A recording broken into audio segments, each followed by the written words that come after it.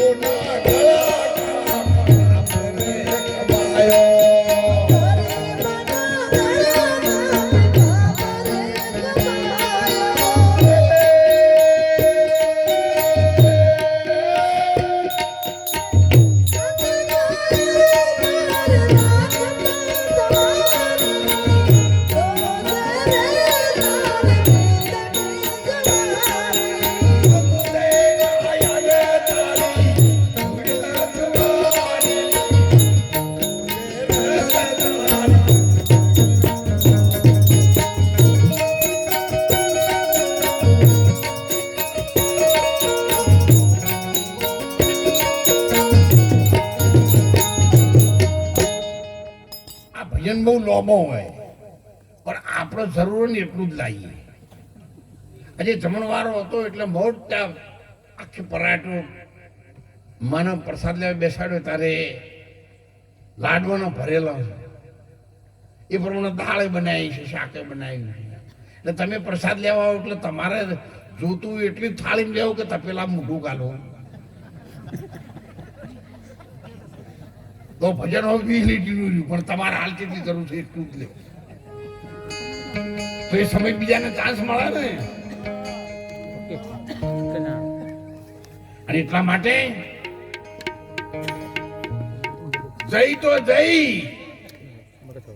પણ ઘણાના દોધ પાડીને જઈ એમને જવાની નહીં જઈ સાહેબ. જઈ તો જઈ પણ કોઈ ભૈયાના ઠેસણ વસોડી નાખ્યા હતા ને મંદિરનો પગથિયો ચડી શકતા